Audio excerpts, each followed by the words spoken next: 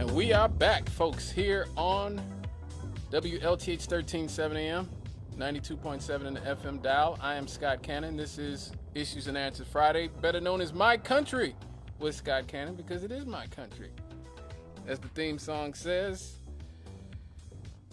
we are back after doing the Happy Happies. Hope you enjoyed the lovely dulcet tones of Miss Esperanza Spalding, who is celebrating a birthday this week. Not going to say how old she is, because as the Rev always taught me, we do not reveal women's ages on this show. We just don't do it. We just don't do it. Also, if you have any comments about what we talked about earlier, whether it's police brutality, the government, as usual, lying to us about the reasons for the Ukrainian-Russian war, or even the Happy Happies, please give me a call, 219-885-1371. That number again, 219-885-1371. Well, folks, we cover a lot of very heavy topics on this show. And I know sometimes it can get depressing. You know, you might get a little down listening to this sort of constant drumbeat of negativity and darkness. But there are good things going on in the world. There are good things going on in this country.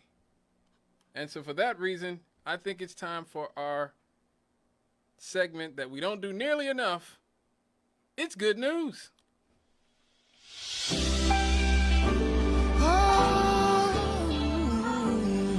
There is a light for the blind man, a sound for deaf ears. It's riches for forgotten souls that have nothing left to give. There is freedom from bondage for those who can't break free. This is the gospel of Jesus, and it's good news. Let us remember we have good news. We won't hide it in the shadows. We will light up the truth. Tell everybody what he's done for you. Shout it from the rooftops. We got good news. Yes.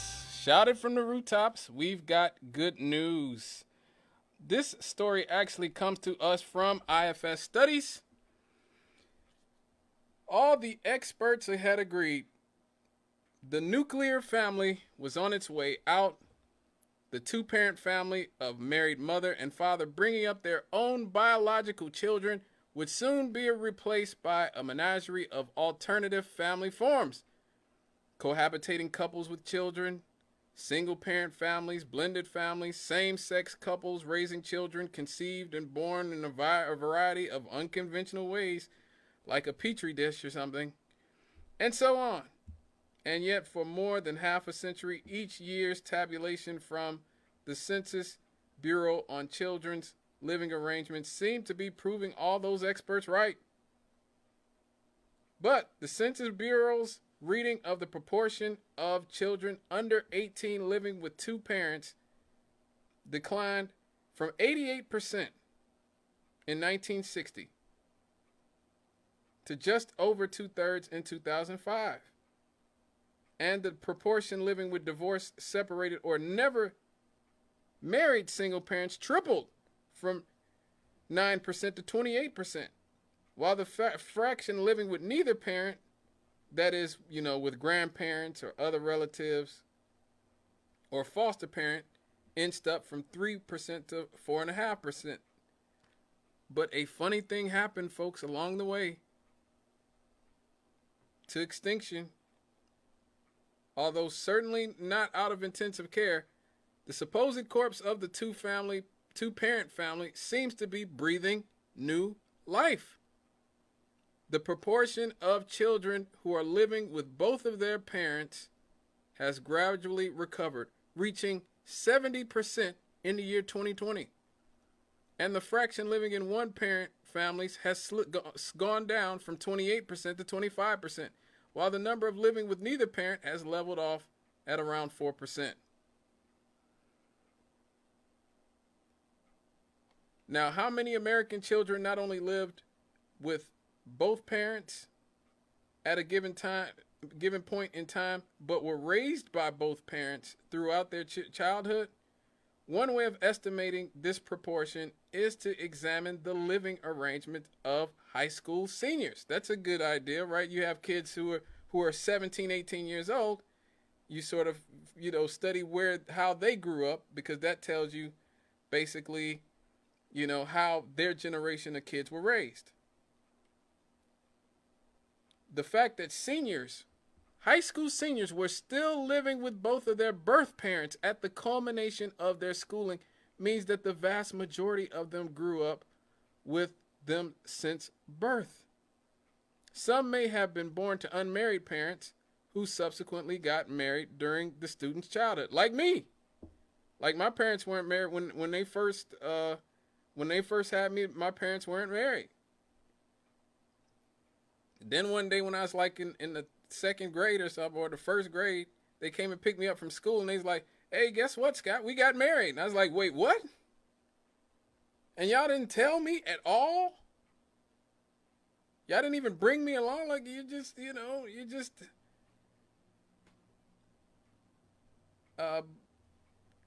so, I mean, that does happen. I know for a fact that does happen. Your parents get married along the way.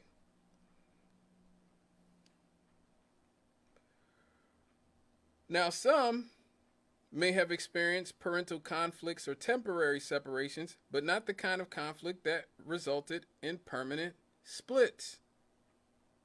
Their parents were able to work things out, and the marriages endured.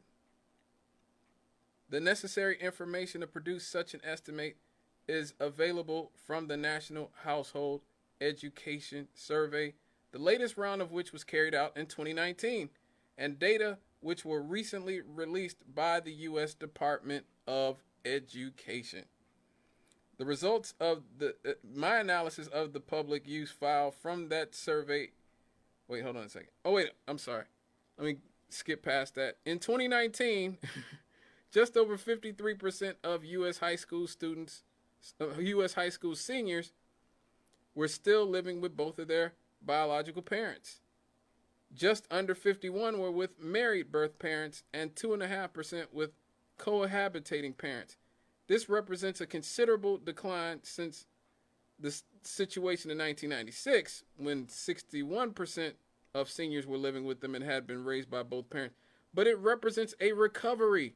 It may be a modest recovery when recovered with parallel findings from 2012, when under 50% lived with both parents, and 2016, when just a little bit over half, 51% did. Once again, this newest data points to a turning tide, which is good news for the American family. One of the most encouraging developments is the rebound in the proportion of black children. Yes, black children being raised by their biological fathers as well as their biological mothers. Amongst African American high school seniors, that proportion rose from 24% in 2012 to 30% in 2019. So is it what we'd like it to be? No. It is not what we would like it to be at all. But what we are seeing, and I think the pandemic helped with this too. This is from before the pandemic. I think it's probably even better now. Hopefully it's getting better since the pandemic as well. People are now seeing the true value of parents and families. After decades of being told that mothers and fathers don't matter, taking aim at motherhood, taking aim at fatherhood, we are finally starting to see the light. Parents and parents who stay together matter.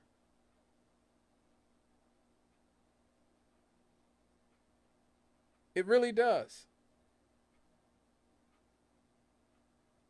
Now, last year, my parents had a very significant birthday. I ain't gonna say which one because, as the Rev said, we don't reveal our mothers' ages. We don't reveal women's ages on this show. So both of my parents reached a very significant birth milestone last year, and I thought, what can I get my parents? What can I get both of my parents? Their birthdays are a few months apart. They were reaching the same age. Not going to say what it was. But it was a very significant birth year. And I said, you know what? I'm going to write a letter to both of my parents. I'm going to write a letter to my mother for her birthday, and I'm going to write a letter to my father for his birthday. I'm going to write both of them a letter to let them know just how I feel about them. And I did. I wrote both of them probably like a 5 or 6 page, it might have been longer than that, letter. And you know, it's crazy writing this letter. It was crazy to me because I was getting so emotional writing this letter. Writing both of these letters. I'm starting to get a little bit emotional now, but because writing that letter, those letters helped me realize how important it was for me to have had both of my parents in my life growing up. Very few of my friends growing up here in Gary lived in a house with their mom and their dad. I was one of the few.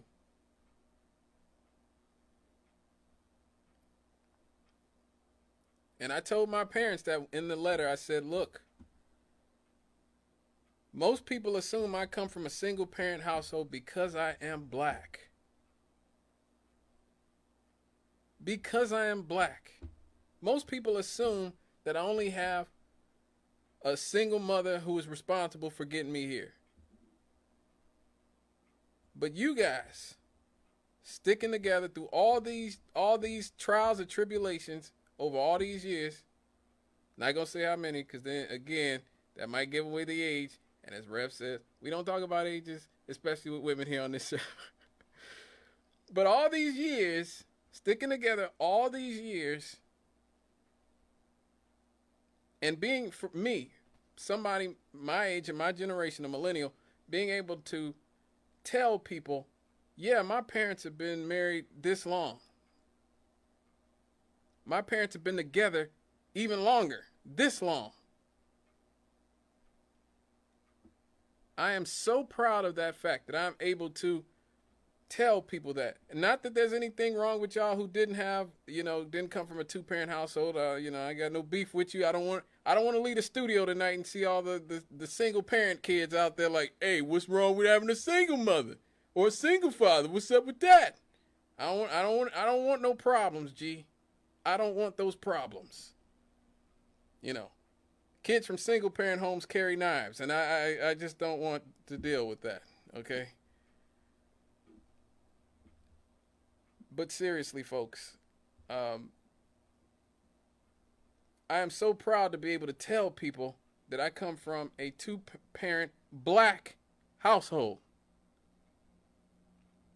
Because people assume that just because I am black, I come from a single parent household.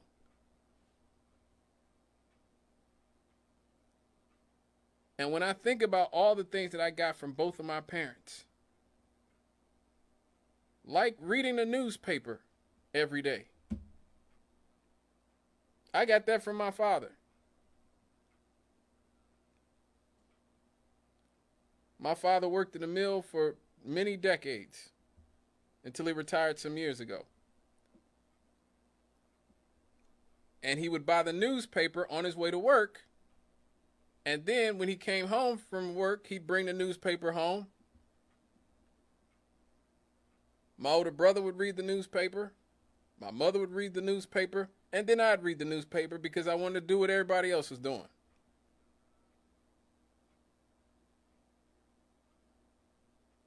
So would I be doing this show today if I didn't come from a household where my father was bringing home the newspaper every day, the Chicago Sun-Times and the Gary Post-Tribune, no. I think it's pretty safe to say I would not be doing this show right now if it wasn't for having an intact two-parent family. Everybody reads the newspaper, and so everybody knows about what's going on in the Gaza Strip, and everybody knows what's going on with President Clinton. At the time, it was President Clinton, or, you know, President Bush or whatever.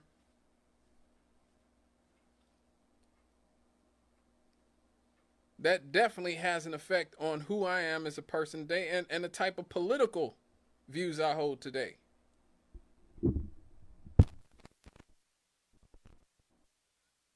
When I think about things like my love of music, both of my parents are music people. And so you guys listen to me here every Friday, you get a diverse selection of music that I love, and that, you know, I want to bring the world, and pay tribute to all these great musicians. We just paid tribute to the lovely Miss Esperanza Spalding. But my mother, you know, she gave me Earth, Wind, and Fire. She gave me disco. She gave me old school R&B and all those love songs and all the stylistics and the Blue Magics and the Temptations, and, you know, she gave me all that, you know, all the stuff from, you know, the 60s and 70s and 80s that she loved and stuff. And my father gave me Parliament Funkadelic, and he also gave me Jimi Hendrix, you know, and Public Enemy. Me and my father listened to my love of hip hop. Me and my father used to watch Rap City together and Yo MTV Raps together.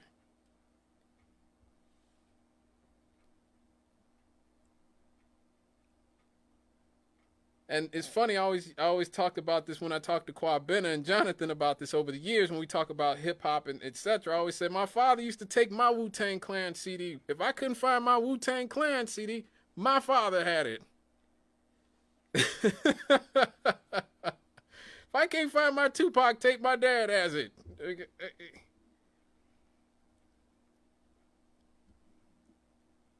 That's having parents.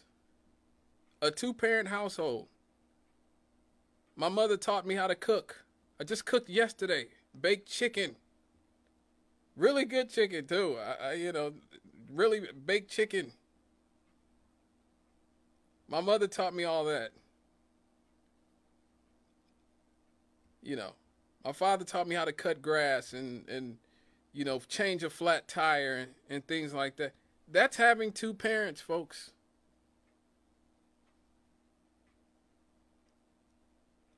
I went to my older sister's wedding last year, and I'll confess, I still don't know how to tie a tie. I don't. So I'm in the wedding. I'm taking pictures and all this other stuff. I'm taking all these pictures. I can't put my tie on. How did I get it on? My father tied it for me.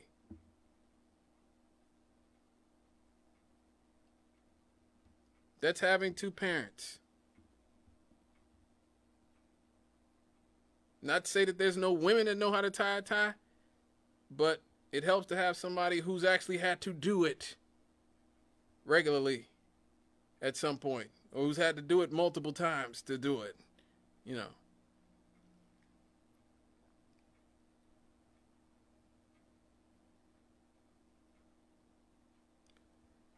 And this is what we got out of the process, the practice of celebrating, not just in the black community, because it's easy to scapegoat the black community. For many years. For many years, and as a culture. I talk about it a lot on this show. I've talked about it a lot over the years on this show, the sort of two-headed monster that destroyed American families. From the right wing, you got the neoliberal economics. You got sending jobs overseas to destroy American workers because organized laborers wanted a living wage. And, oh, la-di-da, you know, decent working conditions. And so now we have to send their jobs overseas. so that American workers will have to compete with sweatshop labor from Bangladesh and China, where they have looser regulations, or Mexico after NAFTA. You have the right decimating whole communities with these economic ideas that, you know what, since we can't continue to exploit American laborers, we are just going to take all the jobs overseas and destroy these communities. That's what happened here in Gary, Indiana. That's what happened in Northwest Indiana. That's what happened to Detroit. That's what happened to Flint, Michigan.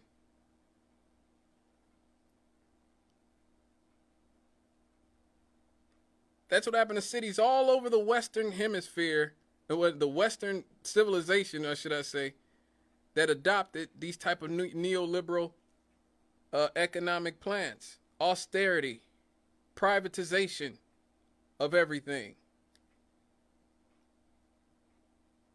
The decimation of unions, the decimation of labor, the exploitation of labor,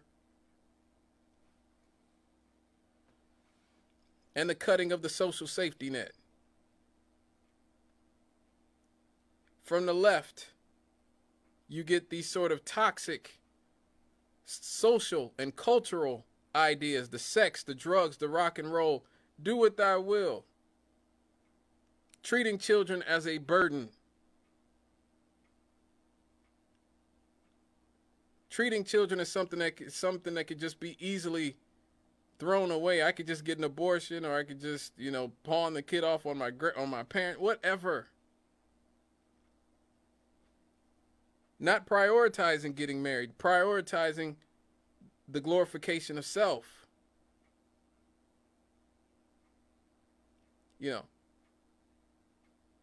These things happen. You had a lot of feminists talking about, I don't need a man. My children don't need a man. I'm an independent, strong woman. I'm an independent, strong black woman. You know what's going there.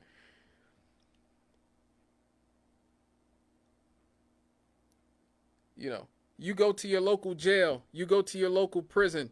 The overwhelming majority of guys in there didn't have a father. And so when I think about where I'm at sitting in this chair right now, and not in a prison somewhere, I attribute a lot of that to having a father and a mother.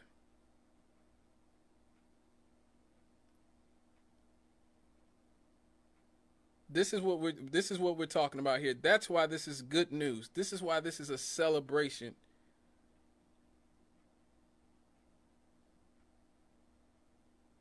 Because American families matter.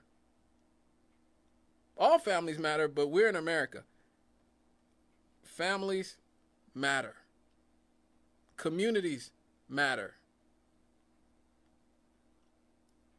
You can't have a functioning society without functioning communities. And you can't have functioning communities without functioning families.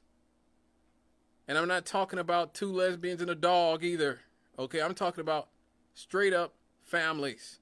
No disrespect to like the two lesbians or the dog, God bless them. But that's not what builds society. I'm sorry, it's not. You can do it. It's a free country. I'm just saying. I believe you have a right to get married and do what you want. It's a free country. I'm not trying to take your rights away. I'm just saying. Mother, father, children. That's how you build societies. That's how societies have been built from the beginning of time. There is no compensating for that.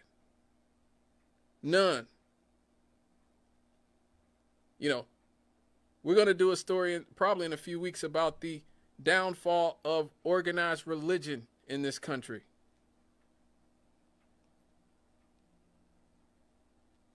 And seriously, you can't really talk about the downfall of organized religion in this country without talking about stuff I just got finished talking about. Economic pressures destroy families. Families destroy communities. Communities destroy the church. When the community's not important, the family's not important. When the family's not important, the church isn't important. There you go. We have a caller. Hello, caller. What's going on, brother or sister?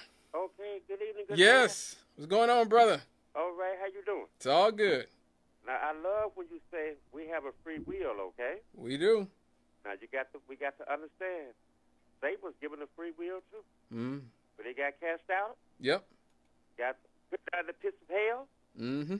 So let everybody make their free will. If that's why they want to go to the pits of hell, if they want to be like Satan, and it's going on right now on this earth. Mm. Going against the Holy Bible is what I'm saying, good man. Oh, I feel you. Yeah. So if everybody wants their free will to follow Satan, so be it. But at least they know where they're going. At least they know what they got coming up. Mm. So do you think you want to follow the free will with Satan? I don't think so. Huh? I don't think so. Okay, well, when you mention the word free will, I just had to come in and comment on that because that's what happened. Well, we respect that. We respect that. Thank you for calling. Okay, good man. It's all good. It's all good. I respect that. And he's right to an extent. A lot of people don't talk about, and I was getting that before the phone call, again, how the destruction of our communities economically, with austerity and with the destruction of labor and exploitation of labor, and led to the destruction of the families, and how, again, people like churches are those things that you pass down from family to family, family members to family members, from generation to generation. When people have to get up and leave and leave their community, they may not feel like finding a whole nother church to go to. If I got to leave where I'm from to go all the way out to Portland, Oregon, just so I can find a decent job, just so I can have a decent job, I might not feel like finding a church in Portland, Oregon. Or I might not feel connected to that community in the same way that I did in the community that I was in. Or maybe for a lot of people, the economic pressures caused a divorce amongst their parents. And when their parents got divorced, they stopped going to church. That's a lot of people. And so for me, it's all connected. And that's why I love covering stories like this as well. Because, again, it's important to remember everything is interconnected. The society, the community, the family. So for right now, let's celebrate that good news.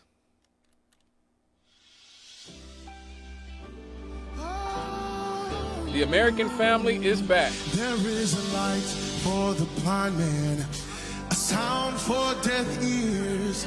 It's riches for forgotten souls that have nothing left to give. There is freedom from bondage for those who can't break free. This is the gospel of Jesus, and it's good news. Let us remember we have good news. We won't hide it in the shadows. We will light up the truth. Tell everybody what he's done for you. Shout it from the rooftops. We got good news. Hey! Yes, and that is good news. And we will be right back after these so I can mop up, folks. Please stay with us. Roaches have big families. Your house they think they own. Ah! Oh! Oh! Latrice, why are you standing on that chair? Oh my God, it's a mouse. It's a mouse. Household pests causing a nuisance? Did you know that you can call Indiana Joe at Tree Hugger Pest Control? They can get rid of the fleas, ticks, silverfish, cockroaches, bees, ants, and mice. Call 219-670-5318. Did you know that one mouse can contaminate 10 times more food than it eats? That's why it's important for Tree Hugger Pest Control to help solve your pest problems. Bed bugs and roaches are definitely their specialty. Tree Hugger products are safe and environmentally friendly for your plants, family, and pets. Don't let pests be a threat to your property. Take over your house today. Say goodbye. The other guys pray and spray. Tree Hugger Pest Control does it right the right way. That's 219-670-5318. Why are you still standing there talking? Call Tree Hugger Pest Control now. Okay.